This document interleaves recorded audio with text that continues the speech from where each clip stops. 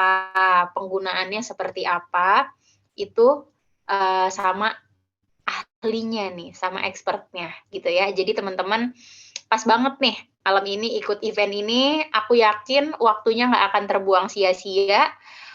TGIF nih ya kita sama Mas Rifki juga.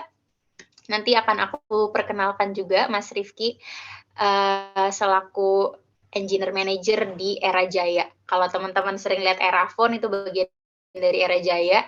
Nah, kita malam ini teman-teman beruntung banget nih langsung ketemu sama engineer manajernya sama Mas Rifki ya. Halo Mas Rifki, mungkin kita sapa-sapa dulu ya. Halo, selamat malam semuanya. Halo Mas Rizky, aman ya Mas? Aman, thank you. Oke, siap siap siap. Oke, kalau gitu kayaknya nih teman-teman juga udah lumayan banyak nih yang join. Supaya teman-teman juga nanti nggak terlalu ngaret ya eventnya, kita bisa mulai aja dari sekarang ya. Oke. Nah, awalnya nih sebelum kita masuk nih ke sesinya Mas Rifki, aku mau sedikit ada bridging nih ya ke sana. Kenapa sih kita harus belajar Golang gitu?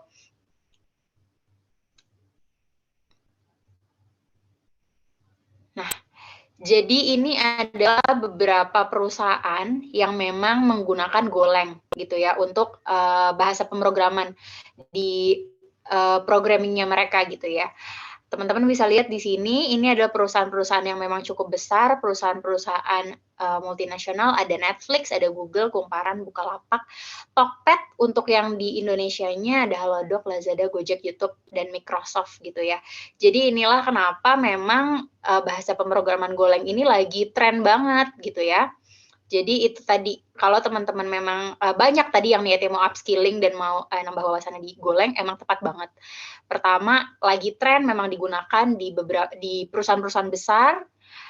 Selain itu, teman-teman juga malam ini juga benar-benar ketemu sama expertnya, gitu, sama Mas Rifki. Jadi nanti akan belajar lebih lanjut sama Mas Rifki gimana sih penggunaan Golang dalam industri, gitu ya. Nah, kemudian kira-kira Mbak Mega berapa sih developer Golang itu by far rata-rata gajinya di Indonesia gitu ya. Nah ini kita lihat dari alumnus kita, jadi rata-rata untuk lulusan kita itu untuk average itu kita ada di angka 16 mio atau 16 juta. Itu kalau misalkan teman-teman mungkin udah ada di range medium level ya. Balik lagi untuk range gaji ini macam-macam, tergantung apa, tergantung dari experience yang teman-teman punya juga. Jadi kalau misalnya teman-teman mau ikut Hacktivate, sebelumnya teman-teman udah pernah jadi manajer, kayak misal tadi Kak Nur Wahid ya, Kak Nur Wahid pengen career switch Mbak Mega gitu.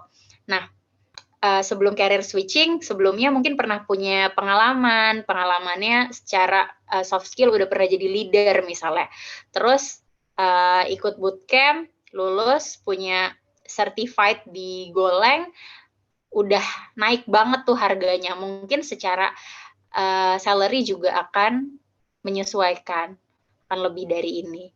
Ini in average untuk gaji developer Golang di Indonesia itu adalah di 16 mio untuk saat ini.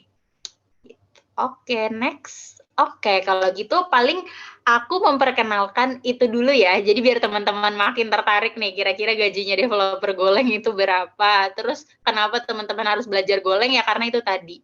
Udah mulai dipakai di industri yang memang company-company besar, di berbagai industri gitu ya. Nah, sekarang kita langsung masuk aja ke sesinya Mas Rifki. Mas Rifki sudah siap? Oke, aman ya. Oke, teman-teman, kalau gitu aku serahkan dulu sesinya ke Mas Rifki, nanti akan ketemu aku lagi setelah sesinya Mas Rifki ya. Silahkan Mas Rifki.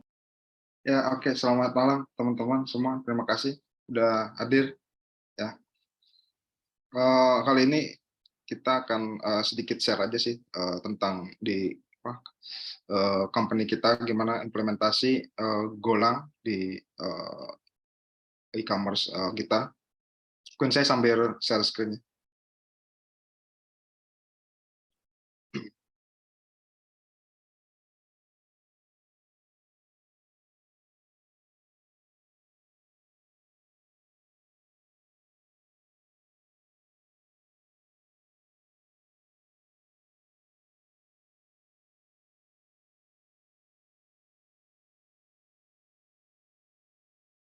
Apakah udah terlihat, teman-teman?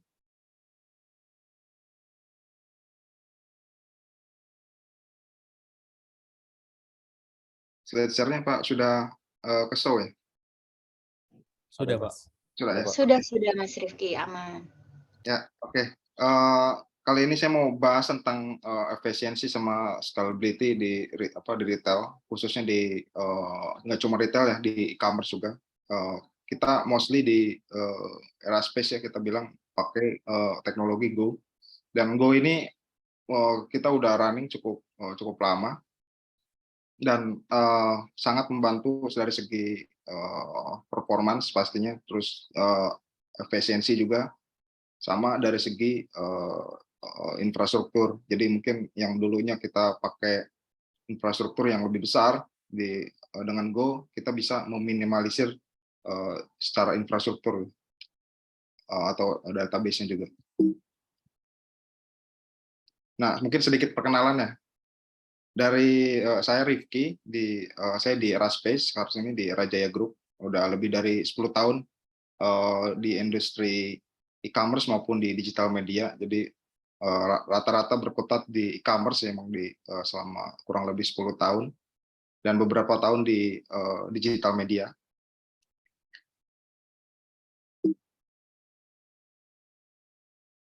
Nah, kita langsung masuk aja ya ke pembahasan tentang topik apa yang akan kita bawain di malam ini. Nah, breakdown topik apa yang akan kita bahas, breakdown-nya tentang Golang itu sendiri, introduce ke teman-teman gimana Golang itu, terus historinya seperti apa, sampai mungkin kita share juga syntax basics-nya seperti apa, sampai penggunaan framework yang dipakai di mostly industri seperti apa, sama mungkin saya kasih demo mini commerce ini REST API simple. Ya, mulai dari kita pengenalan dulu ya, Kak. Jadi Go itu atau dikenal dengan Golang ya, itu bahasa yang tipikal statistical type ya. Jadi artinya statistical ini tipe data yang harus kita define, misalkan tipe integer itu harus kita define tipe integernya gitu kan. Kalau emang tipenya string harus kita define tipenya string dan sebagainya. Nah, inilah yang disebut dengan statistical type. Terus Go ini juga termasuk bahasa yang di-compile. Jadi bahasa yang di-compile itu cenderung lebih cepat sebenarnya secara performance. Nah, khususnya untuk Go ini performance-nya secara compile itu memang paling saat ini sih mungkin yang tercepat ya secara compile. Dibanding kalau kita compare dengan bahasa pemrograman lain seperti ya Java gitu kan, dia compile-nya lumayan takes time ya, dibanding Go itu lebih cepat. Dan Go sendiri didesain oleh Google ya, dengan problem-problem yang ada di sana, terus akhirnya banyak digunakan hingga saat ini. Dan kelebihannya sendiri sebenarnya dia tuh open source, terus ada concurrency atau concurrent, ada fitur garbage collection juga, terus juga efisien secara bahasa, terus tentunya bisa di scale dengan mudah, dan bahasanya simple.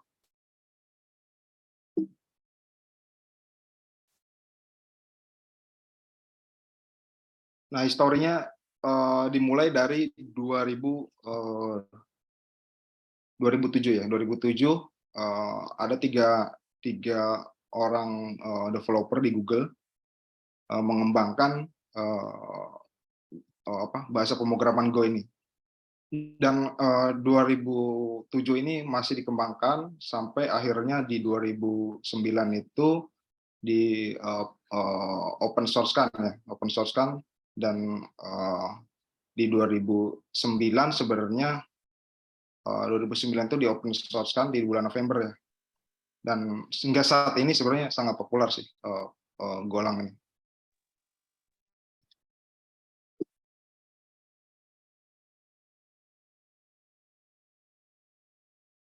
Nah, goal dari Go sendiri itu sebenarnya apa sih? Yang goalnya sebenarnya paling pertama yang udah saya sebutkan tadi juga, belajarnya buat orang pemula itu lebih mudah, jadi learning curve-nya lebih mudah.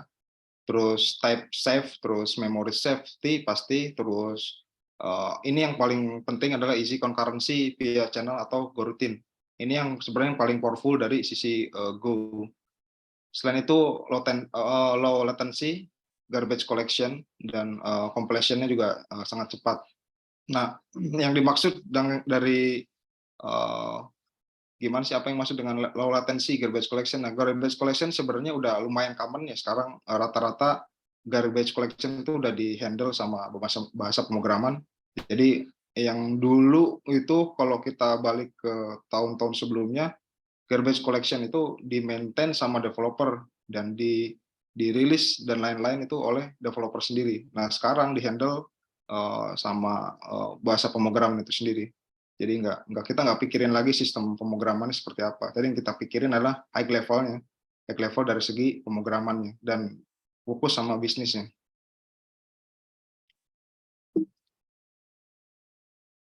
Nah, tadi sempat disinggung juga ya sama tim ActiveX. Sebenarnya yang sekarang yang pakai Go itu udah rata-rata semua perusahaan pakai, dan yang terbesar itu salah satunya di perusahaan seperti PayPal, Google udah pasti, terus perusahaan Microsoft juga pakai, Uber juga, Netflix, mereka bikin open source project, Golang juga sangat banyak. Dan di kita juga mostly pakai Go, di Eraspace mostly pakai Go. Dan sebelumnya kita sebenarnya kalau kita sedikit sharing di Eraspace, dulu mostly pakai PHP, mungkin udah pada kenal ya kalau yang pengguna PHP. Dan banyak problem yang terjadi gitu kan, masalah performance, masalah apa namanya, dari segi agility developernya juga. Jadi biar ikut berkembang gitu dari sisi jadi bukan disebut ikut-ikutan teknologi, tapi kadang ada benarnya, kadang ada salahnya gitu untuk mengikuti teknologi.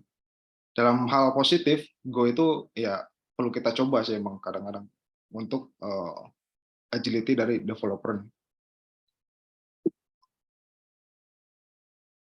Nah, kita masuk ke pemrograman ya, sedikit simple yang bikin first program. Nah, teman-teman mungkin kalau belum pernah install, mungkin bisa install aja nanti di laptopnya. Cara installnya sangat mudah sih sebenarnya. Nanti sampai kalau udah install, kita ketik di terminal atau di command line itu Go version. Go version itu nanti kalau keluar sampai version dari terminal, maka instalasi berhasil. Nah, terus kita prepare create simple project. Jadi kalau kita udah setting, install dan lain-lain, kita coba masuk ke GoPad-nya. GoPad-nya kita terus buat directory sesuai project-nya, misalkan github.com, Rifki, dan ActiveX Workshop misalkan. Habis setelah itu kita inisial Go modul, namanya inisial Go modul ini di project yang kita akan bikin. Dalam hal ini adalah ActiveX Workshop. Jadi ketika kita go mode init, nanti go.mode ini akan muncul otomatis. Lalu kita bikin file main.go di editor. Editor ngomong-ngomong ada banyak ya buat yang support Golang. Salah satunya yang saya pakai saat ini, yang saya share ini adalah Visual Studio Code, dan banyak lagi yang bisa dipakai sebenarnya. Tapi mostly juga orang pakai Visual Studio Code ya, banyak juga pakai. Nah, oke, nanti di file main.go yang tadi kita tunjukkan, kita buat package-nya namanya main, terus kita import namanya FMT, ini library dari Go, internal library dari Go FMT ini, terus kita bikin func main ini, terus kita bikin hello world. Nah, kalau kita compile, Go run main.go ini akan tercetak hello world. Nah, mungkin dari package dulu ya kita. Kalau package itu sebenarnya adalah kayak group of folder atau grup dari nama package-nya. Jadi misalkan kita bikin folder basic misalkan, terus di dalamnya kita ada file namanya file.go. Nah, maka package-nya adalah basic. Nah, tapi penting halnya kalau di Go itu ada namanya main function atau main program. Nah, main program ini harus di-define sehingga program itu bisa ke eksekusi. Jadi kalau kita bikin file yang nggak ada package mainnya dan nggak ada function mainnya, maka program itu nggak pernah akan jalan. Jadi ini adalah basic dari atau entry point dari sebuah aplikasi Golang. Terus import. Nah, import ini ada dua hal. Ada internal library-nya dari Go, salah satunya FMT. FMT itu kaitannya sama print yang bisa dicetak ke layar. Dan import sendiri nggak hanya internal library-nya Go, ya kan? Ada juga misalkan mungkin ada teman-teman yang contribute di open source project, bikin mungkin di GitHub gitu ya, terus bikin library-nya, terus dipakai orang lain. Nah, itu memungkinkan, tinggal kita import aja di import ini di line 3 ini, kita masukin import dari library-nya, dari mana. Dengan syarat harus public, sehingga bisa diekspos sama sama orang lain juga, sama developer yang lain.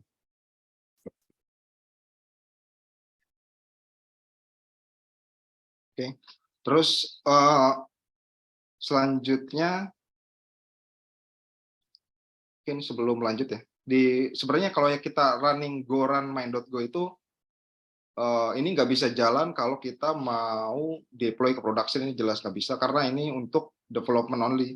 Jadi kita hanya di mode lokal untuk menjalankan hal seperti ini karena ini kebutuhannya untuk development. Jadi kalau untuk development kita ya pakainya bisa pakai lah, salah satunya adalah go run main.go ini.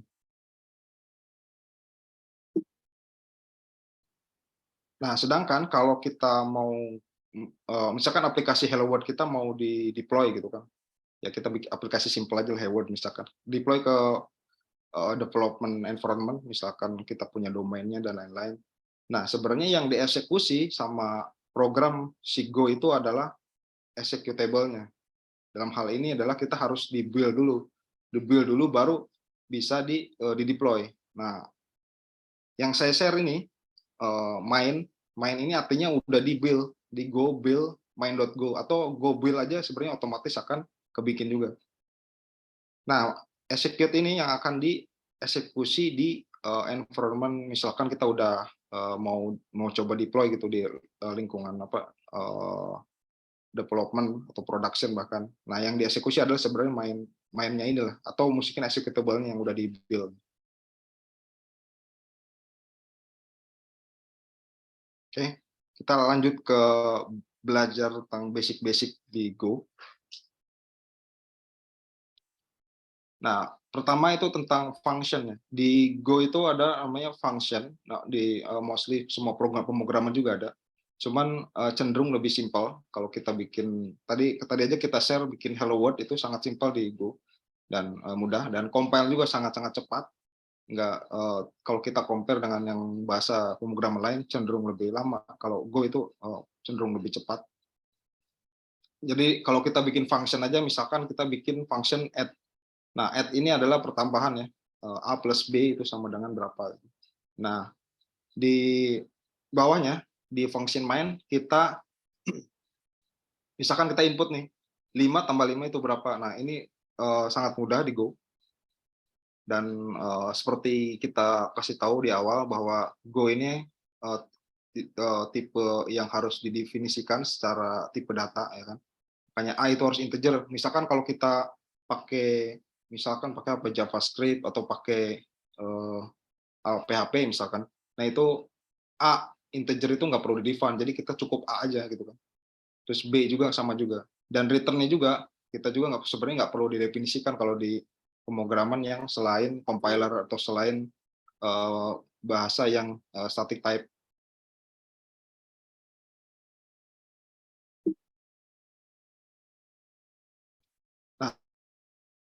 Nah, selain function, ada hal lain yang mungkin agak sedikit beda dari pemrograman lain ya. Composition. Nah, composition ini sebenarnya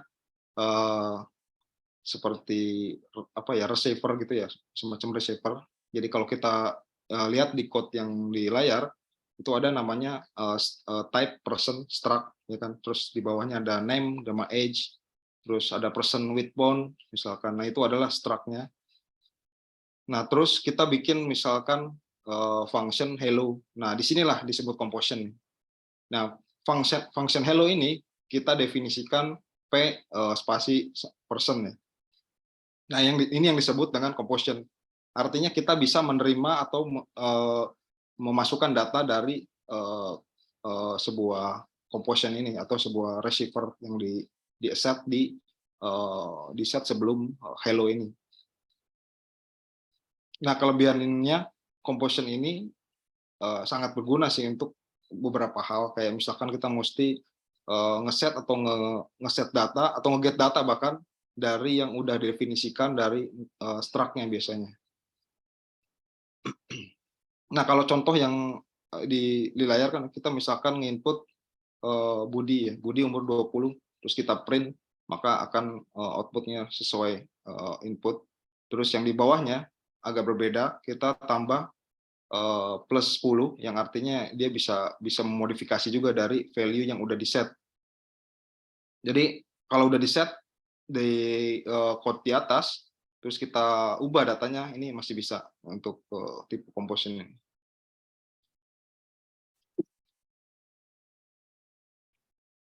Selanjutnya di interface ya. Interface itu common di pembahasan pemrograman lain, di Java sangat common, di PHP juga ada.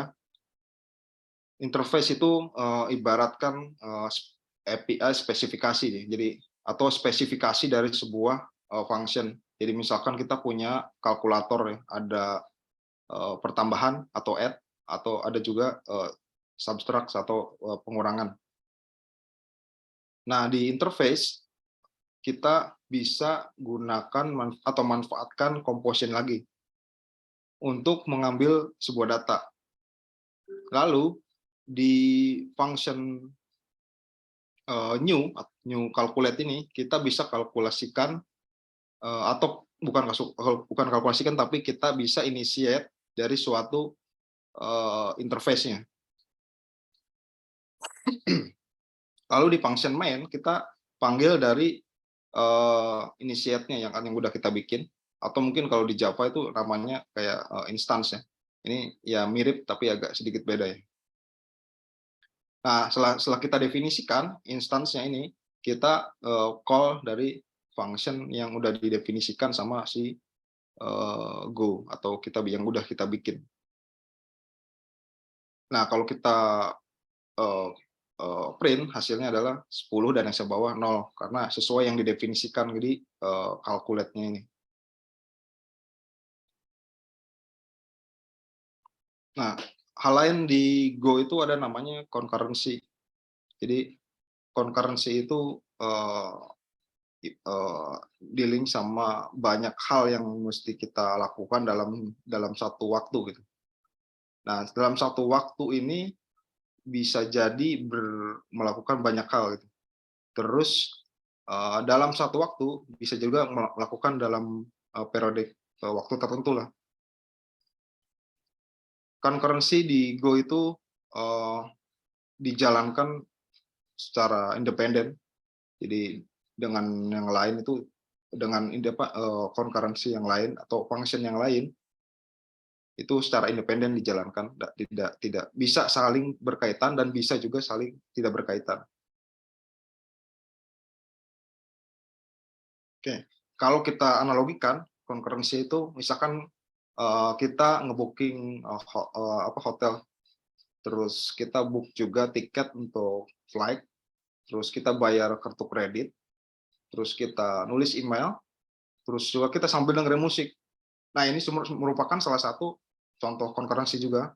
Jadi kita bisa jadi sambil dengerin musik, kita sambil tulis email, atau kita sambil membuat booking, reservasi. Nah, ini juga salah satunya. Jadi dalam satu waktu kita melakukan berbagai hal, dan berbagai hal ini bisa kita atur mana dulu yang mau kita prioritaskan tergantung dari kebutuhan. Nah, concurrency salah satunya ada dua sebenarnya concurrency, ada disebut goroutine dan satu lagi adalah channel.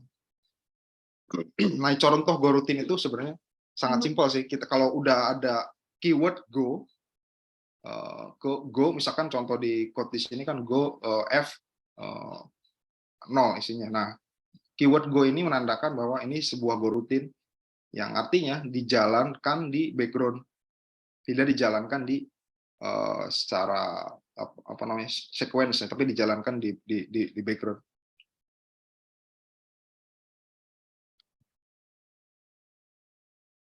Nah, kalau di channel pembedanya adalah kalau tadi kita pakai Go rutin itu ada keywordnya ya. Keyword Go sudah simple itu. Cuman kalau di channel kita bisa atur lebih sesuai kebutuhan sih. Bisa mengatur outputnya seperti apa dan mana dulu yang duluan juga bisa kita atur. Jadi misalkan kalau kita punya apa namanya message gitu kan, kita mau ngeprint something apa gitu di Go, terus kita mau siapa yang mau duluan gitu yang mau akan tampil itu bisa diatur di salah satunya di channel dan mengasih message di sesuai yang kita butuhin sih. Misalkan kita mau kasih message atau nge-sleep berapa second, ini bisa kita atur di channel namanya. Kalau Go rutin tuh lebih ke keyword yang tadi ya, lebih simple, tidak nggak begitu ini. Nah, ada satu hal lagi, terus di fungsi di Go itu ada namanya defer. Nah, defer ini kita mau ngedelay something gitu ya. Misalkan, nah misalkan di contoh ini kita akan ngedelay namanya word. Jadi kita bisa sesimpel defer word terus hello. Artinya kalau kita print itu yang muncul itu bukan word hello, tapi hello world, karena di defer itu artinya di delay. Dia akan di delay, lalu kita bisa print di bawahnya gitu. Jadi lebih fungsi untuk sebagai pendelay salah satunya.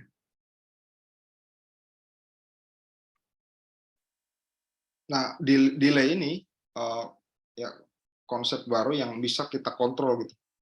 Dalam kasus nyata sih banyak hal yang bisa kita lakuin sih.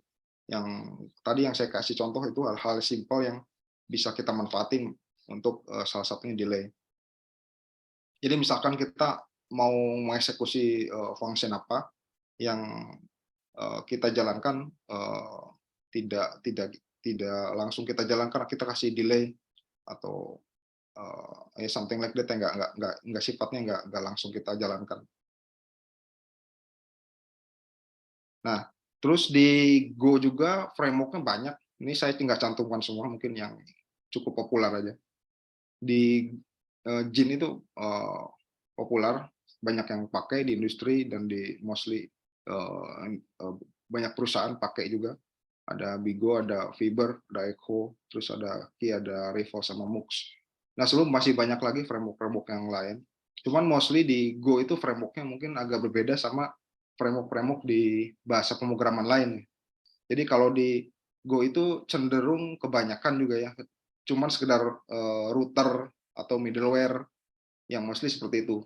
Sebenarnya ada yang framework yang sifatnya kayak buat full stack developer. Ada juga yang kita bikin nggak cuman API, tapi kita bikin misalkan dari end to end dari aplikasi front end-nya dibikin pakai view-nya. Itu bisa dibikin juga. Cuman objektif dari Go sendiri sebenarnya nggak terlalu dapat sih kalau kita pakai satu full stack dari Go-nya. Karena view dan lain itu bisa kita tampilkan juga bentuk HTML.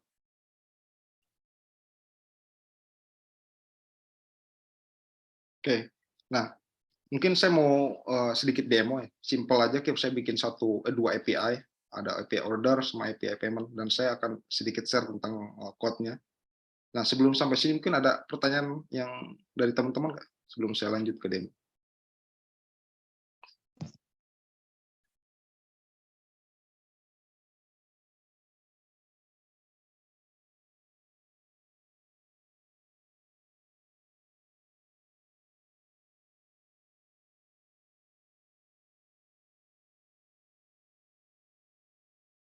Ya, ini ada satu pertanyaan. Kalau di e-commerce besar itu apakah lebih sering pakai native atau framework? Kalau di sebenarnya tergantung kebutuhan sih. Kalau makanya kalau framework di Go itu kan sebenarnya rata-rata itu micro framework, jadi bentuknya cuman mainin routernya aja dan middleware mostly pakai itu. Sisanya kita develop sendiri atau menyesuaikan kebutuhan ya. Jadi nggak selengkap kayak full stack MVC framework itu. Jadi kita pakai udah ada semua gitu, jarang di framework. Cuma ada banyak juga sih di Go. Cuman jujur saya juga belum pernah pakai sih framework yang sifatnya yang udah besar gitu dipakai untuk full stack developer. Jadi mostly pakai framework seperti Jin, Echo itu mostly dipakai karena ya lebih ringan sebenarnya. Penggunaan library nggak terlalu banyak gitu.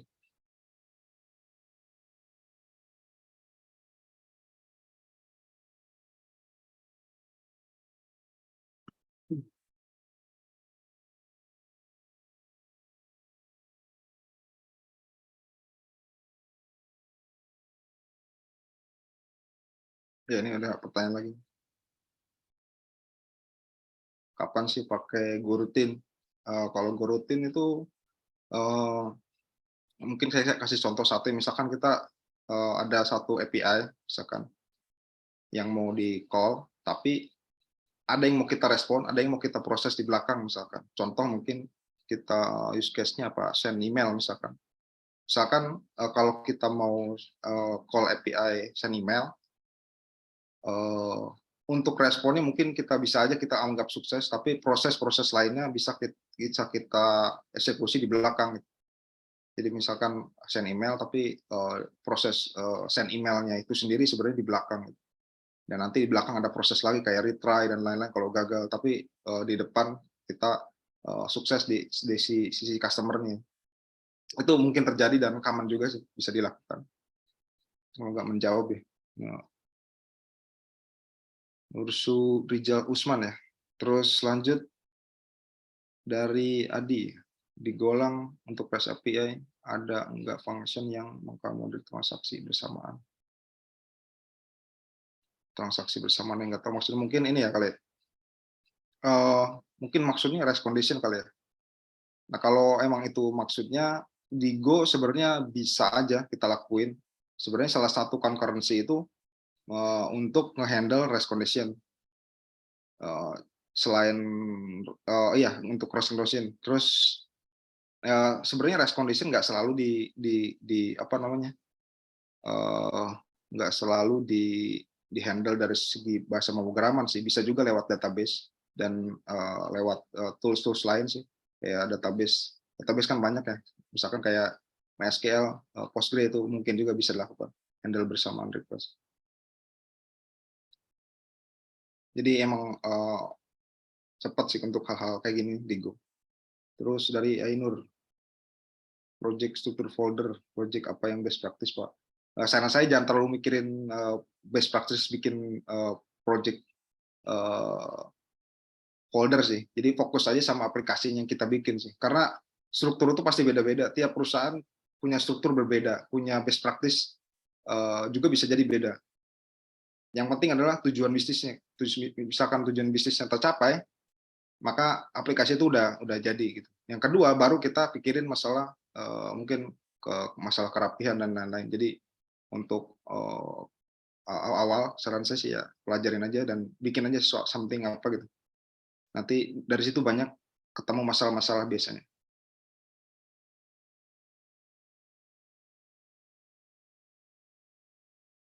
Oke, terakhir dari ini ya, dari GoRoutine berarti mencepat proses respon ke user. Bisa ya, bisa enggak. Jadi kalau misalkan kita send ke API ke send email yang tadi ya, kita output-nya lebih cepat, tapi prosesnya di belakang. Artinya lebih cepat sih. Kalau kasusnya seperti send email itu. Nanti di belakang misalkan ada error dan lain-lain, kita retry dan kita kasih flag bahwa ini berhasil atau gagal gitu. Jadi artinya lebih cepat sih. Terus terakhir nerapin OP. Nah, sebenarnya paradigmanya bukan object oriented programming kalau di Go itu. Di Go itu paradigmanya bisa disebut multi paradigma sih, bisa fungsional juga bisa, prosedural juga ya. Jadi tidak objek oriented juga sebenarnya bisa, cuman cukup memaksakan sih. Tapi ya bisa.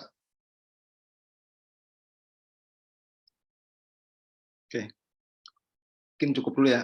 Kita coba share sedikit use case yang saya bikin simple API 2 order dan payment ya. Ini saya stop dulu share.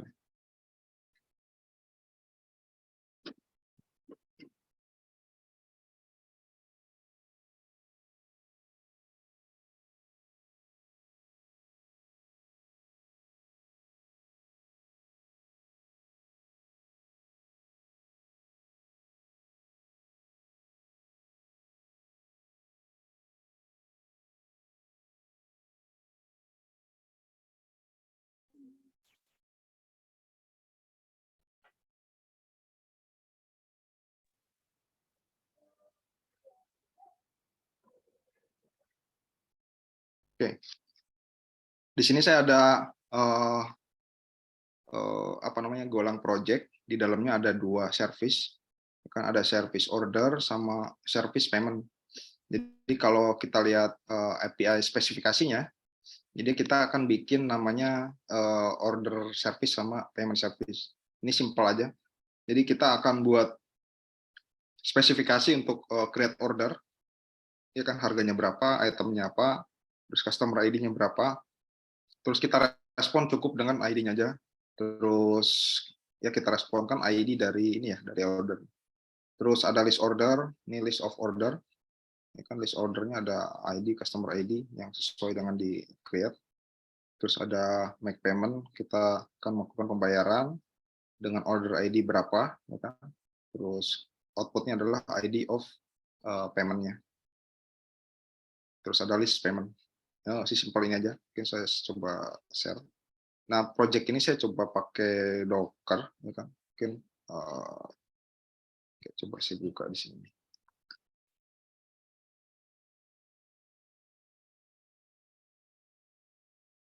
Udah saya buat Dockernya di mana? Sini.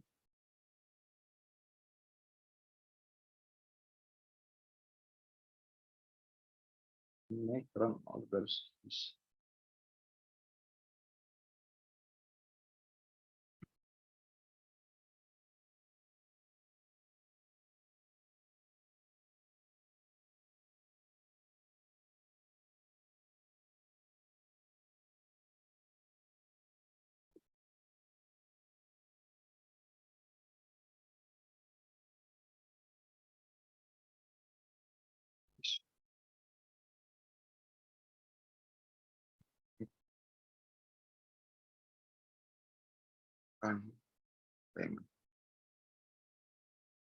Nah, kita akan ngejalanin dua service yang berbeda dan dengan output yang berbeda. Jadi coba kita tes saja.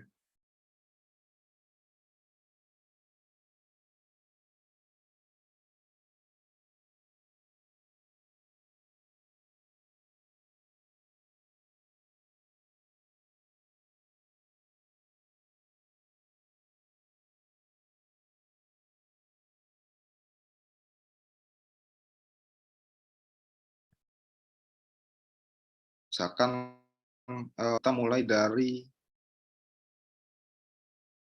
create order dulu ya. Nah, misalkan kita kasih harga 2.000 ya, Samsung. Terus customer ID-nya berapa gitu kan. Kita ya, ini order udah created. Habis itu kita get ordernya, yang list of ordernya. Terus ordernya ada, habis itu kita mau tadi order ID berapa ya? Misalkan order ID-nya 12 ya. 12 itu oke, ini unpaid ya, belum dibayar. Terus kita make payment. Yang 12.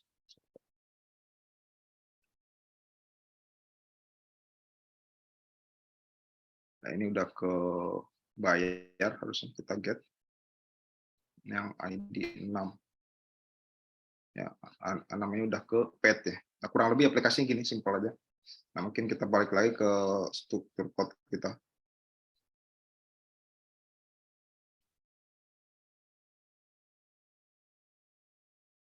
Nah, oke.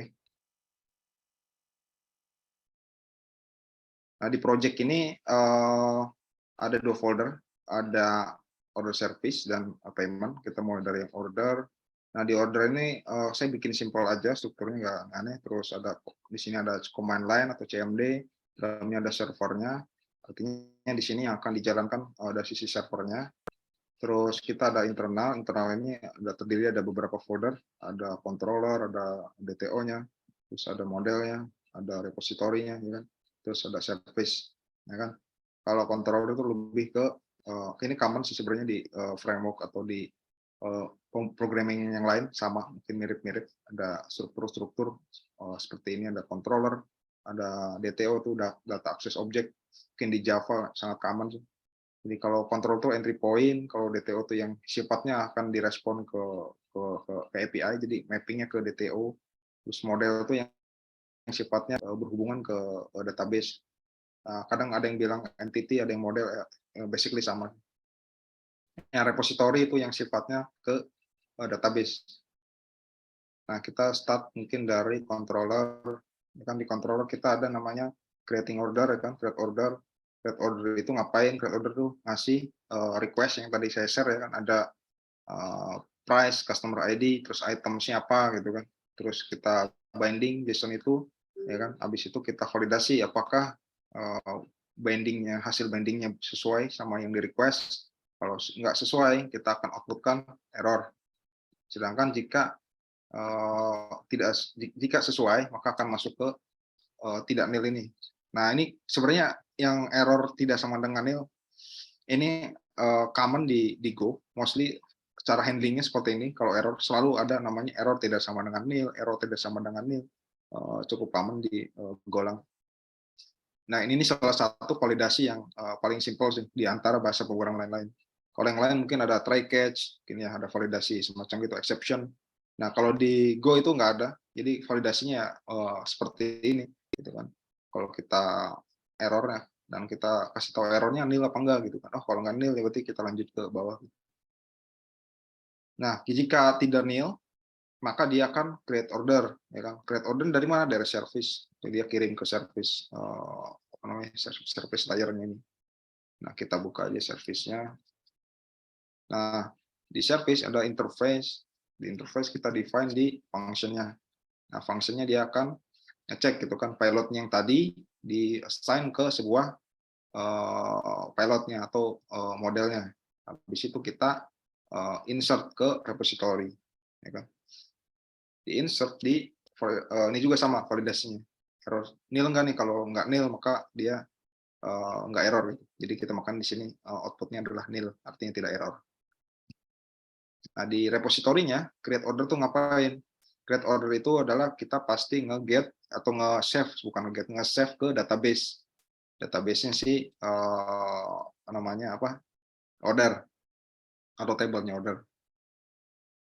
Sesimpel itu sebenarnya. Dan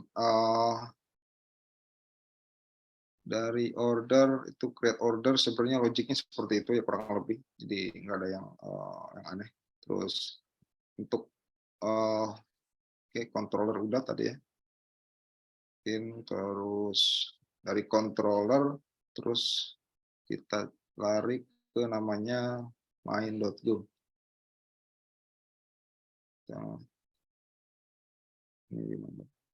Nah, kalau kita runut tadi kan saya share dikit tentang struktur folder. Jadi kalau kita runut aturan mainnya ada entry point yang tadi saya share adalah main.go, ya kan. Nah, main.go ini adalah entry point yang selalu masuk ke pemrogram entry point dari program itu sendiri. Nah, sebenarnya ada yang namanya yang sebelum masuk ke sini ada entry point lain, itu namanya init. Nah, init ini sebelum di running main ada init dulu. Nah, init ini kita bisa masukkan berbagai hal yang sifatnya belum dieksekusi main, dia akan melakukan eksekusi apa dulu gitu. Nah, ada main namanya init. Nah, init ini adalah yang dieksekusi sebelum main. Nah, ketika udah main masuk, dia ada namanya yang tadi saya sebutkan router. Jadi mostly framework yang di Go itu sebenarnya micro framework. Salah satu yang saya pakai adalah pakai Gin framework. Nah, berangkat dari entry point-nya si router. Jadi kalau kita bikin API selalu entry point-nya ke sini, ke namanya router. Nah, router itu kita bisa definisikan tipenya apa, tipenya post kah, apa get kah, atau yang lain. Nah, misalkan kalau kita runut tadi, API yang kita panggil ada create order misalkan. Nah, create order itu manggil ke routernya order. Dia adalah akan mengarahkan ke controller. Nah, jadi entry point kita adalah controller sebenarnya. Controller yang tadi saya baru jelaskan. Terus service, terus kita mungkin sedikit di order udah ya tadi. Order. Terus ada get order. Nah, get order dia akan ngambil ke service layer. Jadi dari controller, dari router, terus pindah ke controller. Habis itu dia akan apa namanya? Jadi kayak controller kan entry point. Tapi kalau service ini kan dia akan manggil service. Nah, service itu sebagai business logic-nya dari core yang kita bikin. Nah, kalau kita buka list order itu isinya cuman nge-return. Nah, ini kebetulan simple nih get-nya. Jadi nggak ada yang aneh-aneh. Mungkin yang create order ini kan ada validasi dan lain-lain ada di business logic atau di service layer-nya. Nah, yang list order tetap nge-return dan dia ngambil dari database langsung. Oke, terus di payment service sama, secara struktur sama sih, nggak saya rubah. Jadi kalau entry point juga sama, dia ada initnya, ada main, terus juga ada routernya, dia ada yang tadi kita tes ada namanya post atau make payment, membuat pembayaran. Nah, membuat pembayaran juga sama, dia akan ngasih payloadnya. Payloadnya adalah order ID-nya. Order ID-nya apa gitu. Order ID-nya berapa, nanti diolah, dicek order ID itu udah bayar apa belum. Terus apa namanya? Kalau dia oke, dia akan melakukan paid di payment service-nya. Nah, terus udah di paid, kita bisa melihat hasilnya dari get-nya. Get-nya itu ada di get list ini. Kita cuma mengeluarkan atau output-kan dari hasil yang kita insert. Oke. Terus tadi kita running pakai Docker, mungkin selain Go mungkin saya share dikit tentang Docker. Jadi saya bikin satu file namanya makefile. Makefile itu kita bisa isi apapun. Contohnya kita mau isi Docker, jadi kita lebih simpel untuk pembuatan juga. Nah, terus si Dockernya kita masukkan ke dua hal tadi ini, misalkan run order service, run payment service, yang dimana Dockernya udah kita pisah nih. Ada Docker order, ada Docker payment, ya kan? Nah, di Docker order saya define bahwa ini adalah environment-nya harus pakai Go dengan versi sekian gitu kan. Terus kita ngelakuin namanya tentukan foldernya di mana, terus kita copy ya kan. Habis itu kita definisikan itunya engine-nya, kita pakai Alpine. Terus habis itu kita apa namanya satukan di entry point-nya, yang dimana kita juga copy environment-nya jika dibutuhkan. Kurang lebih seperti itu.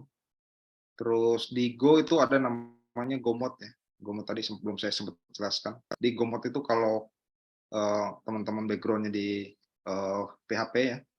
Jadi Go mode itu mirip kayak ini ya, Composer. Kalau di Java itu mungkin mirip apa ya namanya, Maven gitu ya, kalau nggak salah Maven. Yang dimana dia buat apa namanya, dependency management. Jadi semua yang sifatnya library dan lain-lain akan dimasukkan ke Go mode. Jadi makanya yang tadi saya jelaskan di bagian slide sebelumnya.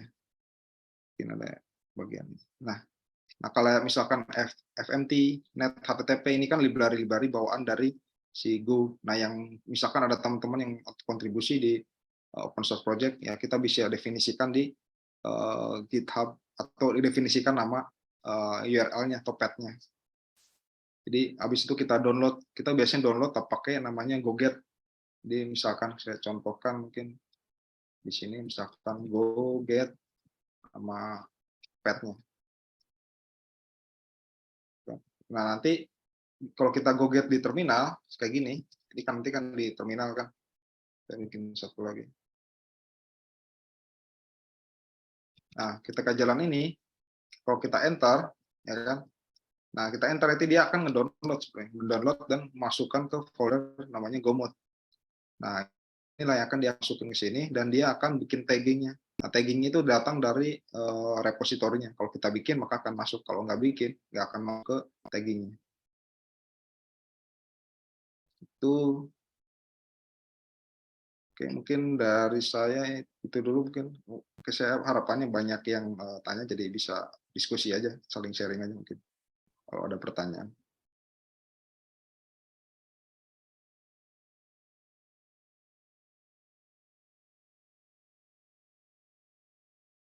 Oke.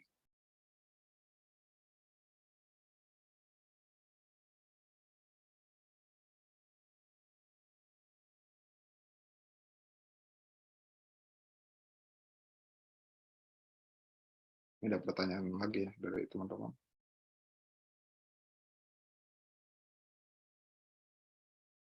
Ini dari Mas Rahmat. Sejauh ini di tim Mas Rifki ada nggak kendala ketika menggunakan Golang, performance, library, dan lainnya? So far nggak ada sih, belum ada terkendala khusus sih sebenarnya secara performance. Jauh ini kita pakai apa namanya? Justru bukan bukan kendala yang dihadapi, justru lebih ke benefitnya yang kita pakai. Karena legasi sistem kadang-kadang di kita juga mengganggu dalam dari segi performance gitu kan. Jadi justru adanya Go ini ya sangat membantu di sisi kita. Library ya pasti ada aja sih library yang bermasalah. Jadi penentuan library atau pemilihan library juga penting. Jadi misalkan kita pakai framework, kita pakai library khusus. Nah, kalau kita nggak nggak hati-hati penggunaan library ya ada kadang developer atau open source developer tuh nggak di-maintain, tiba-tiba ada isu nggak bisa dibenerin gitu kan. Kalaupun mau dibenerin ya mungkin harus benerin sendiri gitu kan. Dan itu yang impact-nya mungkin karena so itu semua masalah sebenarnya nggak cuma di Go ya terkait library.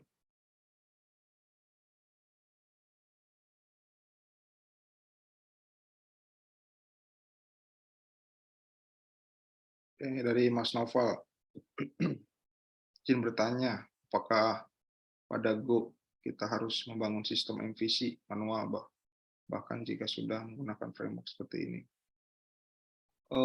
Sebenarnya Gens ini sesuai kebutuhan sih sebenarnya. Jadi sesuai kebutuhan kita aja. Jadi kalau mau ngikutin struktur folder yang udah sebenarnya Golang tuh ada definisikan sih layout itu. Cuman dia nggak ngasih tahu seperti apa desain yang benar dan yang istilahnya nggak ada yang benar sih, istilahnya ya nggak ada yang benar nggak ada yang salah. Jadi ya sesuaikan kebutuhan aja sih secara apa namanya pembuatan folder atau frameworknya. Kalaupun manual sebenarnya di kita juga sebenarnya mostly ya bikin sesuai kebutuhan sendiri aja, nggak ada spesifikasi khusus. Jadi selagi mudah di maintain, itu yang terpenting itu sebenarnya mudah di maintain dan mudah digunakan, ya kan. Dan teman-teman lain yang kontribusi, misalkan ada orang-orang yang baru di sebuah perusahaan yang mudah digunakan, tidak terlalu rumit untuk secara struktur folder, pembacaannya juga semoga menjauh. Terus ada pertanyaan lagi dari Adibia ya, izin bertanya, untuk Go kapan kita harus menggunakan pointer? Nah ya tadi belum saya bahas ya sebenarnya pointer. Sebenarnya kalau pointer itu kan sebenarnya dia kan mengalokasikan memori ya. Jadi kalau kita salah implementasi di pointer bisa juga jadi bottleneck di sistem kita sendiri sebenarnya. Jadi mungkin sebisa mungkin kurangi sebenarnya pointer itu. Kalau kita nggak butuh pointer jangan pakai pointer. Karena pointer itu akan masukin ke alokasi ke memori. Jadi dia nggak akan hilang kalau nggak akan dihilangkan sama si Go-nya ketika apa namanya, kalau nggak salah garbage collection-nya di free, dia akan clear. Jadi sebenarnya akan numpuk di memori, basically ke penggunaan pointer. Jadi pakai jika dibutuhkan. Kalau emang perlu data yang perlu disimpan atau di reuse lagi sama eh, variabel atau dengan fungsi lain, ya pakai pointer nggak apa-apa. Cuman sebisa mungkin dihindari sih. Karena ya itu memang memori leak juga salah satunya pointer. Semoga menjawab. Itu terus siapa lagi? Di tim Mas Rifki implementasi unit testing ketika coding di Go. Apakah mementingkan code coverage atau fokus test case? Unit testing kita belum pure semua pakai. Untuk beberapa service kita pakai, beberapa service juga ada yang belum. Karena unit testing itu bagus jika timnya udah cukup besar kalau menurut saya sih, dan juga udah cukup mumpuni. Karena ketika banyak project ya, tergantung kita tuh. Kalau sebaiknya sih fokus sama aplikasinya gitu. Kalau emang belum bisa unit testing. Jadi kalau menurut saya unit testing penting, tapi kalau secara bisnis belum dibutuhkan, menurut saya nggak masalah sih nggak unit testing. Apalagi sampai level coverage, artinya bagus ya itu. Kalau udah implement unit testing sampai coverage. Jadi kalau emang di suatu perusahaan udah mendukung unit testing, ya kita bagus untuk diimplementasikan. Sebenarnya untuk meminimalisir bug yang ada di minimalisir bug-nya ya. Lebih ini. Oke.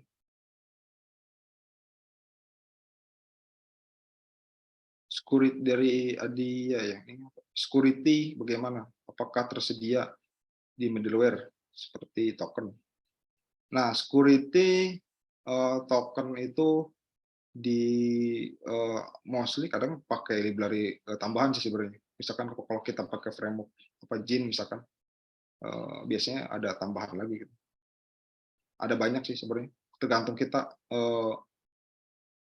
Tapi sebenarnya di Jin itu ada sebenarnya middleware. Cuman untuk token JWT, misalkan kita mau pakai JWT gitu, ya ada beberapa hal yang mesti dipakai, diinstal sih sebenarnya dari luar. Karena middleware udah ada, tinggal implementasi kita mau pakai token seperti apa.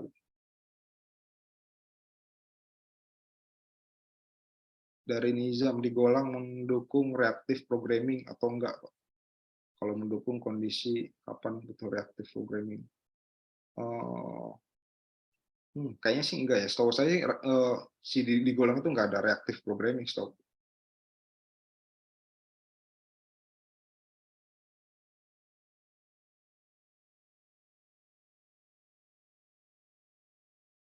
Untuk alur belajar Golang jika ingin menjadi backend dev, konsep penting apa aja yang harus dipahami? Kalau mau belajar Go, sebenarnya apapun itu ya, mau belajar Go terkait backend itu yang penting itu ya praktisnya aja, belajar dan bikin sebuah aplikasi, bikin sebuah apa gitu, bikin something sih intinya sih, bikin sesuatu. Terus jangan terlalu banyak nonton YouTube.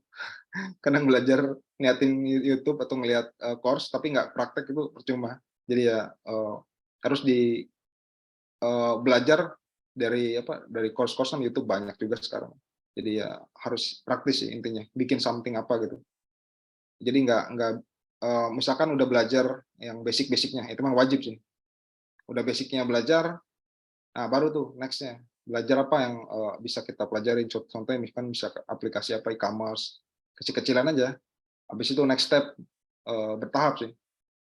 Intinya sih praktis. Kalau nggak praktis itu nggak akan bisa bergerak sih. Lebih. Oke.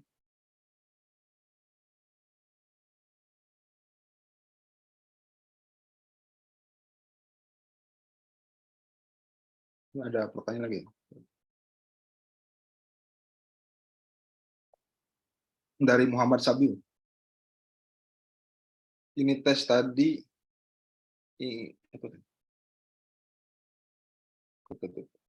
izin bertanya, unit testing tadi bagi function yang nge-hit database atau ini bagi function yang nge-hit ke database atau make third party ntar dibuatin biar nge-hit dari ori-nya langsung. Mungkin maksudnya ini kali ya, unit testing yang untuk integration testing kali maksudnya ya. Kalau integration testing ya, ya sebenarnya ada dua ya, ada unit testing, ada integration testing. Nah kalau unit testing kan fungsinya mau kita tes ya. Nah kalau integration testing, ini maksudnya mungkin integration testing. Kalau kita lebih advance, integration testing ya kita bisa duplicate database sebenarnya bisa juga. Terus kita tes apakah koneksinya jalan. Terus kalau di originalnya tergantung sih. Kalau kita use case-nya cuma test connect, yang penting jangan database production sih. Database production ya bahaya. Lebih baik ya ada environment khusus sih emang. Misalkan kita ada environment dev, staging, sama tes misalkan. Nah, di tes itulah yang mungkin bisa dilakuin tuh. Tapi kalau production ya harusnya dihindarin sih.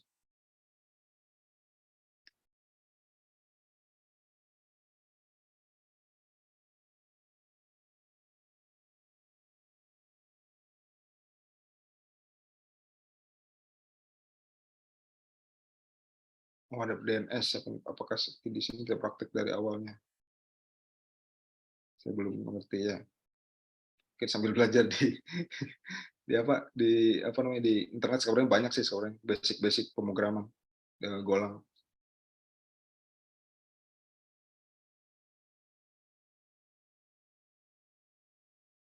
Ya boleh, nanti kita share sih sebenarnya kitabnya. Belum saya publish, tapi nanti mungkin saya share ke tim Hacktify kali ya code-nya kalau udah saya publish. Izam, biasanya satu microservice Golang yang running di kontainer itu untuk aplikasi CRUD sederhana. Berapa ya Pak CPU memorinya? Semini mungkin kalau menurut saya. Jadi kita bisa tes semini mungkin, misalkan tergantung ya providernya kan beda-beda tuh.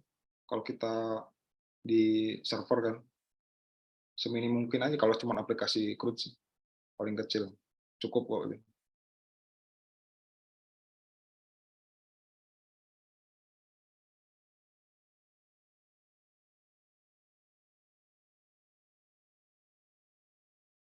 Oke, dari apa Sabil lagi. Untuk testing function yang ada di layer repository termasuk integration testing. Di repository, integration testing. Berarti kalau di repository bukan integration testing ya itu. Termasuk repository itu kalau kita unit test iya termasuk karena itu kan di luar ini ya, di luar apa? Di luar dari tes yang kita mau uji kan. Kita mau uji insert misalkan. Yaitu integration testing salah satunya, setahu saya.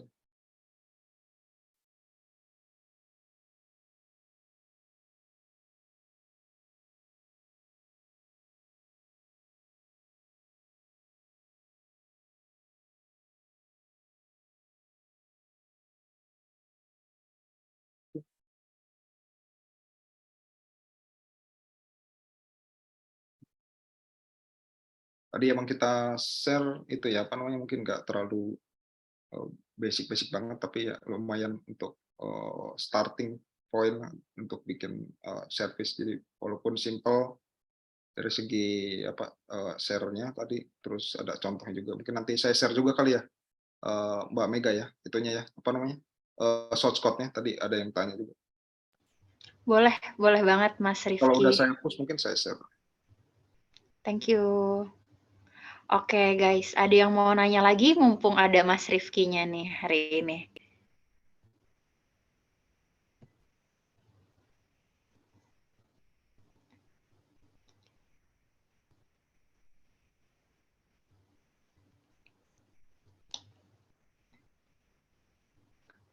Oke, masih ada pertanyaan lagi teman-teman? Oh, mungkin ada satu lagi nih, Mas Rifki, sebelum kita lanjut ya ke sesi admission. Ini ada dari Kak Nur Syamsurijal. Docker digunain untuk apa, Pak? Kenapa nggak dijalankan manual saja, katanya?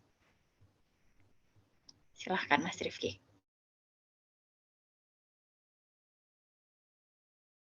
Mas Rifki, mohon maaf, kayaknya masih mute. Oke. Sebenarnya boleh dijalanin manual juga nggak masalah sih. Kebetulan saya udah bikin Dockernya, jadi mungkin sambil share juga tadi tentang terkait Docker. Jadi kalau mau manual boleh, di Docker juga boleh. Cuman ada satu lagi sebenarnya kalau mau manual ya. Ada namanya bukan wire, namanya tuh R. Jadi kalau kita misalkan mau running tanpa stop, kayak ada perubahan code, istilahnya hot reloading ya. Hot reloading itu di Go ada juga tuh. Jadi kalau mau otomatis running sambil save, kita rubah something apa di code, terus kita save, otomatis berubah di hot reloading-nya atau di terminalnya tuh, ya itu bisa juga. Di Docker sebenarnya fungsinya ini, kalau kita running di dev, staging, atau di environment lain, itu sama secara environment. Jadi kalau error di lokal, ya akan sama juga error di environment lain.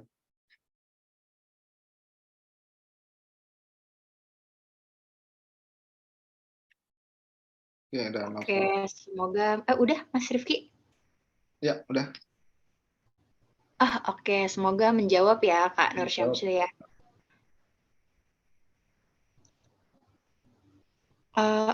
Ternyata ada satu lagi nih Pak. Sorry Mas Rifki, nanti mungkin kita tutup dengan pertanyaannya Kak Naufal ya, terakhir ya. Boleh. Apakah daemon Golang akan mengalahkan daemon Node.js atau TypeScript di Indonesia? Itu katanya Pak. Nanti mungkin buat teman-teman yang lain, pertanyaannya kita lanjut di grup ya. Oke, silakan Kak Rifki. Ya, kalau daemon Golang akan mengalahkan daemon JS, ini sebenarnya ya bahasa pemrograman tuh terus berkembang ya.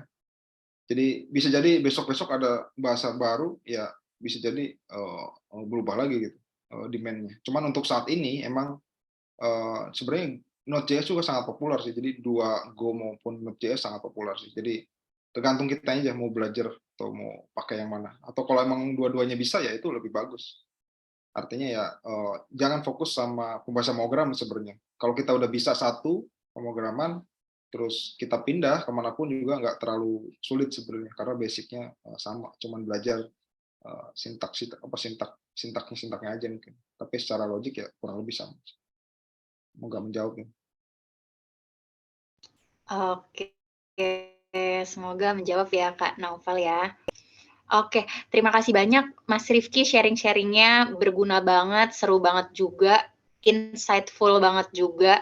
Semoga juga berguna buat teman-teman. Nah, mungkin sebelum lanjut ke sesi aku boleh minta closing statement mungkin nih dari Mas Rifki atau pesan-pesan nih dari Mas Rifki buat teman-teman peserta yang join hari ini. Kebetulan mereka kan tertarik banget nih kayaknya buat belajar Golang. Kira-kira apa nih pesan-pesan buat teman-teman dari Mas Rifki?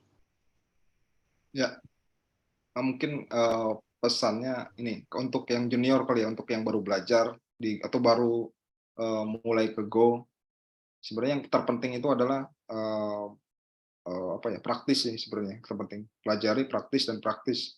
Dengan praktis sebenarnya kita semakin banyak nemuin masalah-masalah gitu. Misalkan kita udah belajar nih, misalkan udah belajar Go, misalkan udah sampai tahu lah basic-basicnya. Nah, ketika udah tahu mulai basic-basicnya, jangan sungkan untuk langsung pelajari, langsung bikin aja sesuatu gitu kan. Jangan bikin cuman misalkan yang CRUD gitu, coba bikin hal yang lain, misalkan mini e-commerce atau mungkin booking sistem gitu, hal-hal seperti itu. Biasanya nemu masalah-masalah lain tuh. Nah, dari situ nanti berkembang terus tuh. Dia akan nemuin masalah lain, dia akan nge-solve masalah lain. Jadi yang terpenting itu praktis, coba hal yang project-projectnya diimplementasikan. Jadi lebih banyak pengalaman ntar dari situ. Oke, thank you Mas Rifki. Berarti emang bener ya kata pepatah, practice makes perfect ya Mas Rifki ya. Oke, jadi teman-teman kuncinya kata Mas Rifki belajar apapun itu, terutama malam ini mungkin kita fokusnya di Golang, teman-teman harus banyak latihan. Jadi percuma memang kita dijejelin materi terus misalnya, teman-teman ngejejelin dirinya materi terus, tapi kalau nggak teman-teman praktekin, mungkin secara keilmuan juga nanti nggak relevan lah ibaratnya ya. Jadi emang harus diulik lah ya, gitu. Oke, terima kasih banyak Mas Rifki untuk sesinya yang sangat insightful. Mungkin setelah ini, tadi kan kita bahas soal golengnya ya sama Mas Rifki. Nah, sekarang aku sebagai tim admission Hacktivate mau jelasin nih ke teman-teman bahwa ada loh di Hacktivate ini bootcamp goleng gitu. Nah, yang pertama kenapa sih teman-teman misalnya harus pilih Hacktivate gitu ya. Nah, di sini teman-teman bisa lihat learning value yang Hacktivate miliki. Yang pertama kurikulumnya itu relevan teman-teman. Kurikulum relevan ini apa? Jadi kurikulum yang di Hacktivate pakai, kita punya kurikulum developer teman-teman. Kurikulum developer ini yang nge-construct pembelajaran apa aja yang nanti akan dipakai sama student gitu ya. Tapi sebelum kita apply kurikulum yang udah jadi itu ke student, terlebih dahulu kurikulum ini di-review nih teman-teman. Sama siapa? Sama hiring partner, sama perusahaan yang memang sudah berpartner sama Hacktivate. Kurang lebih sekarang ada 750 perusahaan yang nanti akan siap meng-hire teman-teman ketika teman-teman lulus dari Hacktivate gitu ya. Nanti later on aku akan share ke teman-teman apa aja sih kira-kira perusahaannya gitu ya. Nah, tadi yang pertama relevan kurikulum, kedua engineering empathy. Engineering empathy ini adalah tim psikolog yang akan mendampingi teman-teman, mendampingi student kita dari mulai masuk sampai nanti lulus gitu. Jadi selain secara materi dipastikan teman-teman ini cukup gitu ya ketika nanti lulus udah jadi talent ready, karena tadi kalau kata Mas Rifki harus banyak praktis, teman-teman juga akan punya banyak project yang harus dikerjakan ketika di Hacktivate gitu ya. Teman-teman juga mentalnya dijaga nih. Jadi once teman-teman mungkin selama bootcamp ngerasa demotivasi, ada tim psikolog kita yang siap bantu teman-teman untuk tetap keep the spirit up gitu.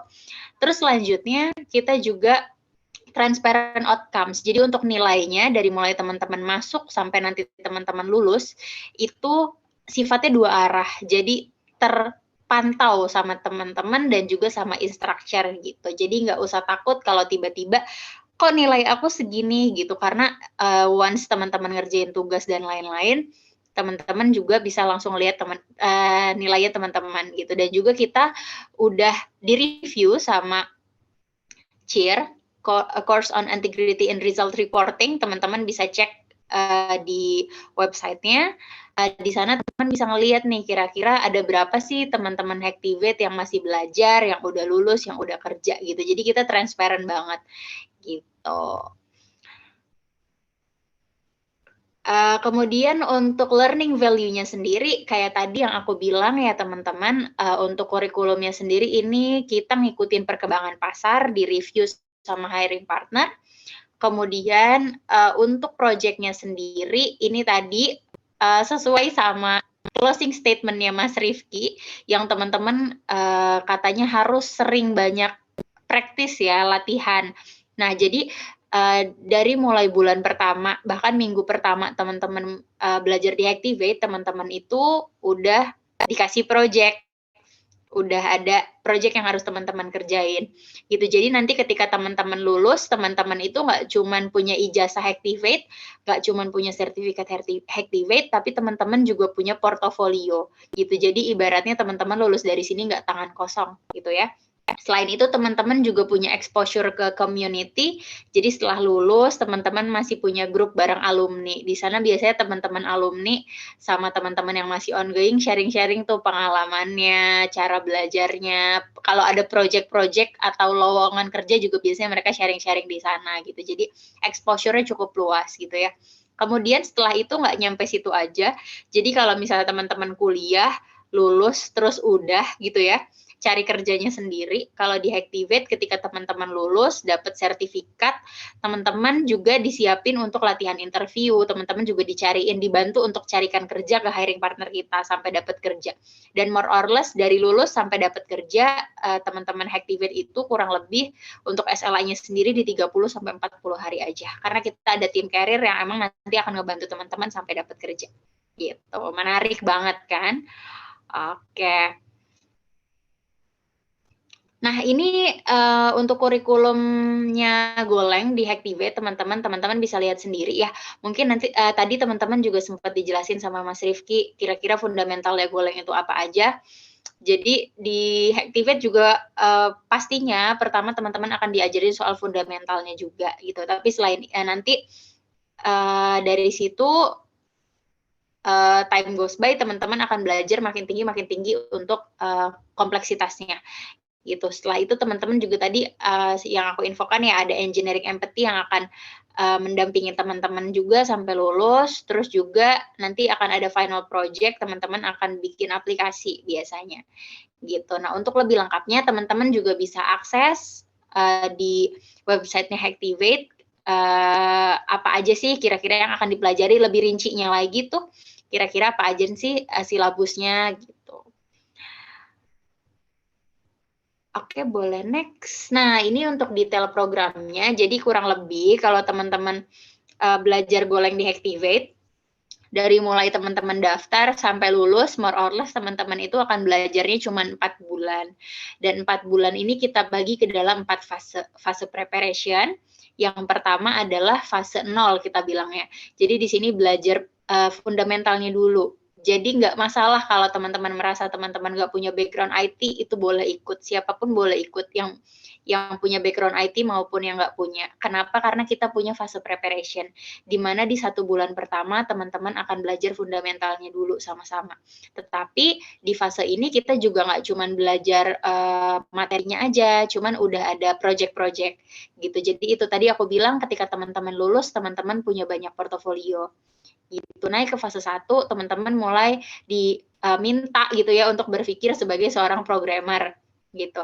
Nah, naik lagi ke fase 2, teman-teman akan bikin web gitu ya. Nanti naik lagi ke fase 3, fase terakhir teman-teman akan punya final project, ngerjain final project gitu.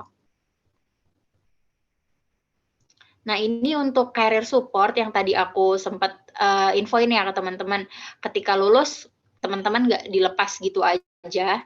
Jadi memang ada perbantuan karir dari tim karirnya sendiri. By the way, untuk tim karir itu mereka basicnya adalah tech recruiter. Jadi mereka tahu persis kira-kira apa sih yang biasanya nanti akan teman-teman hadapi gitu ya. Nah, yang pertama nanti akan diajarin gimana caranya bikin CV dan resume yang memang menarik dan juga emang akan lolos ke sistemnya HR gitu ya. Kemudian akan diajarin juga caranya interview buat teman-teman mungkin yang baru lulus SMA, baru lulus kuliah, belum pernah bekerja atau masuk ke dunia profesional, akan diajarin gimana caranya interview. Kemudian itu tadi akan ada career coaching, konsultasi kira-kira ketika lulus kan ada banyak role ya yang bisa teman-teman pilih gitu ya, meskipun teman-teman lulusan back end Goleng gitu. Nah, teman-teman bisa konsultasi kira-kira sama tech recruiter kita, sama career coach-nya, kira-kira role apa sih yang paling fit in, paling cocok sama aku gitu ya, dengan nilai aku yang gini gitu.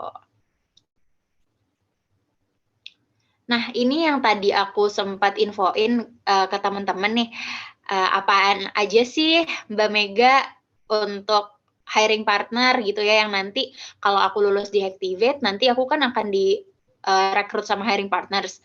Nah, hiring partnernya apa aja? Nah, ini untuk hiring partnernya teman-teman. Jadi memang untuk perusahaannya juga aku yakin teman-teman udah familiar sama perusahaan-perusahaannya ya. Jadi mulai dari BUMN sampai startup company ada. Untuk industrinya macam-macam banget, ada oil and gas, ada banking, ada e-commerce juga, ada kesehatan juga, gitu. Jadi memang banyak banget gitu dan untuk perusahaannya juga ibaratnya bukan perusahaan yang kayaknya asing buat teman-teman gitu ya.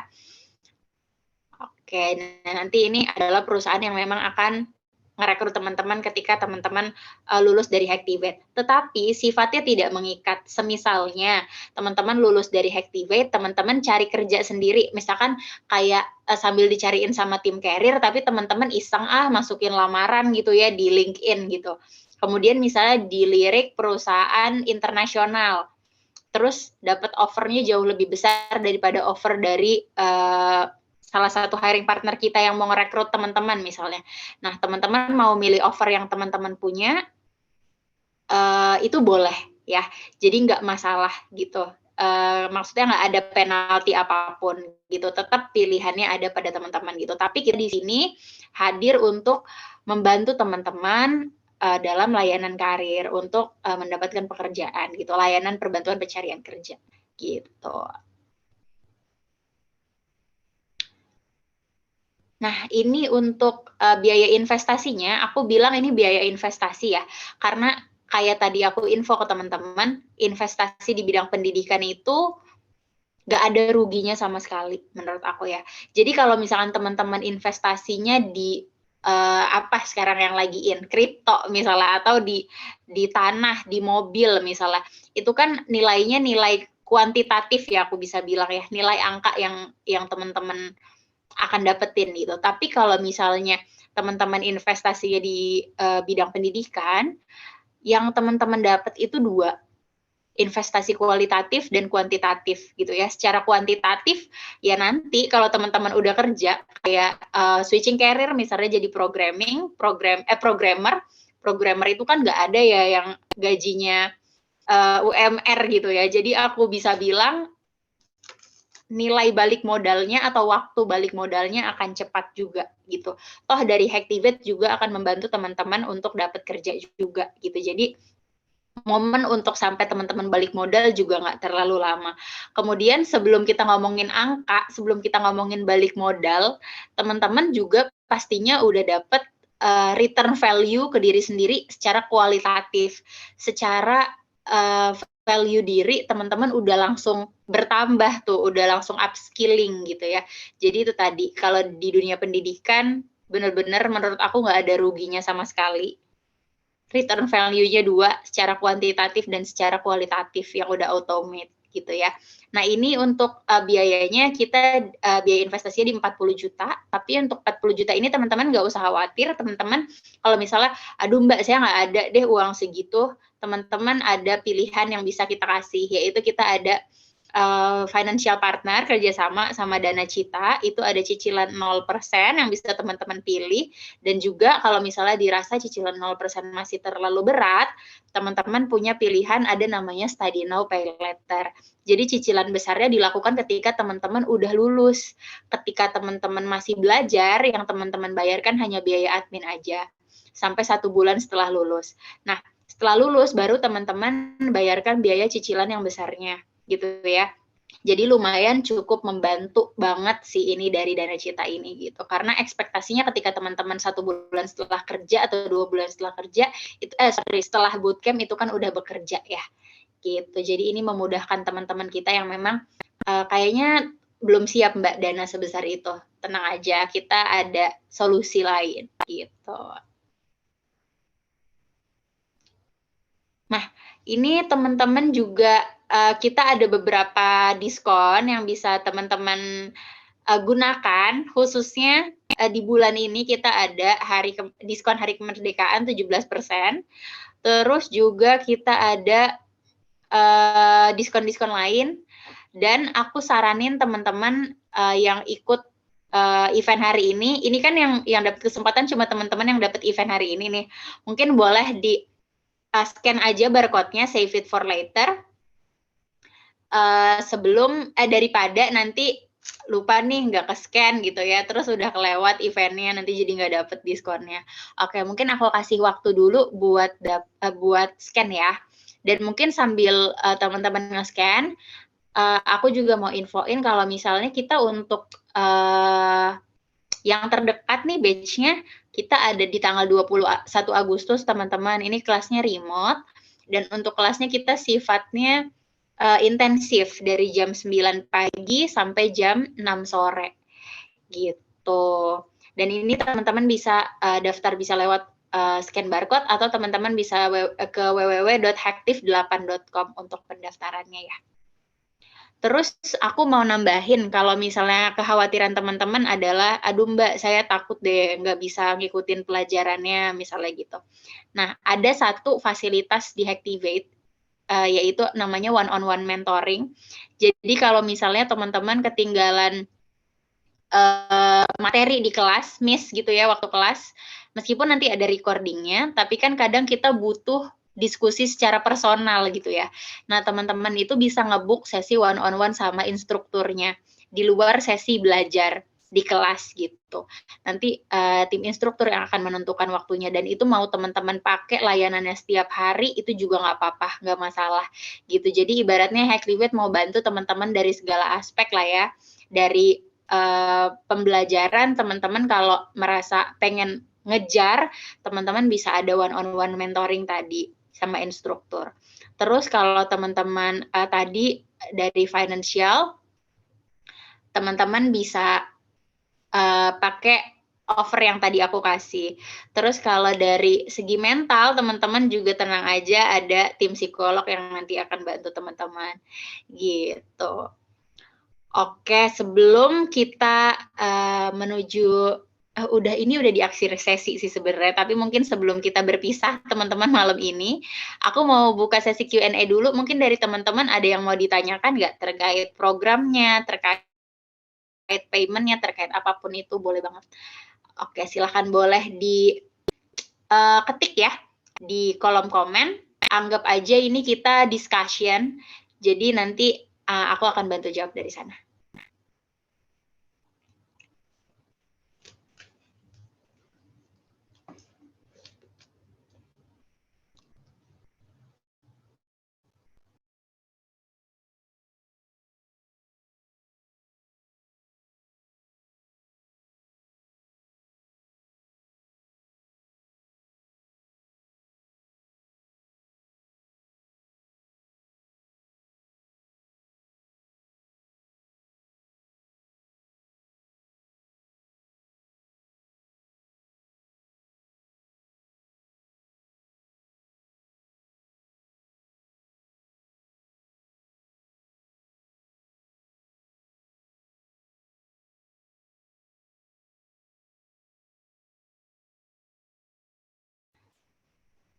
Sorry. Oke, kalau teman-teman belum kepikiran nih ya, misalnya, aduh, apa ya, belum kepikiran Mbak Mega mau nanya apa. Oh, ini sorry, ada pertanyaan nih satu dari Kak Muhammad Nur Alamsyah.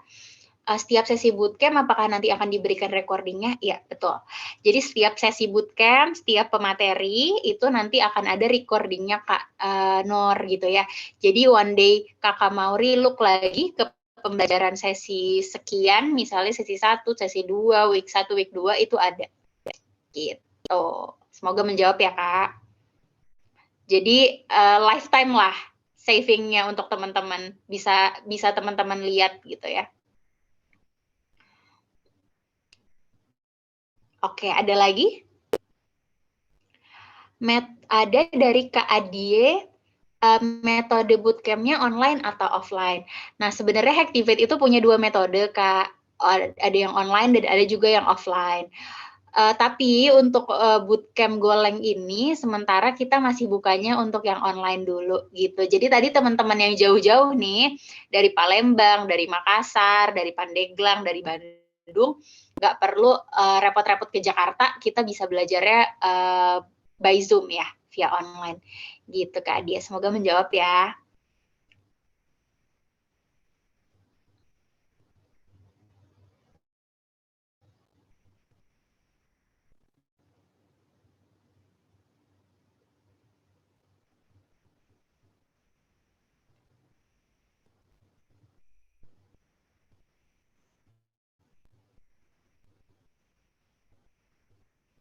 Oke, kalau misalnya nggak ada pertanyaan lagi dari teman-teman, nanti kita lanjut di grup aja. Misalnya belum ada yang kepikiran. Ada lagi nih. Oh, oke. Dari Kak Muhammad Nur Alamsyah lagi. Apakah ada sesi buat tanya-tanya secara privat? Boleh, Kak. Kakak udah tergabung dengan grupnya kah? Kak Nur Alamsyah? Udah ya, oke. Kalau udah di sana, Kakak bisa search aja. Kebetulan aku juga bagian dari member di grup tersebut. Kalau Kakak mau langsung personal chat aku boleh, mau tanya di grupnya juga boleh. Aku atas nama Mega Pratiwi. Buat teman-teman juga yang kayaknya, aku nanyanya personal aja deh Mbak, mau diskusi secara personal, itu boleh ya. Jadi di grup WhatsApp-nya ada aku di sana atas nama Mega Pratiwi. Teman-teman, Mega Sekar Pratiwi, nanti teman-teman boleh feel free untuk tanya ke aku di sana ya. Oke, kalau ada nanti teman-teman mau lanjut tanya-tanya di grup, mau tanya-tanya pribadi secara personal chat juga boleh banget, aku tunggu. Sebelum aku tutup, aku mau sekali lagi ngucapin terima kasih buat teman-teman yang antusiasnya sangat luar biasa, udah join di hari Jumat malam ya, sampai jam 8:30 kita malam ini. Semoga ilmu yang udah diberikan sama Mas Rifki juga bermanfaat. Terima kasih banyak juga untuk Mas Rifki yang udah menyempatkan waktu sharing-sharing sama kita, insightful banget yang udah Mas Rifki bagikan kepada aku dan teman-teman, dan pastinya juga sangat berguna banget buat teman-teman. Oke, kalau gitu aku tutup acaranya. Wassalamualaikum warahmatullahi wabarakatuh. Sampai bertemu di acara event Hacktivate selanjutnya. Bye-bye teman-teman.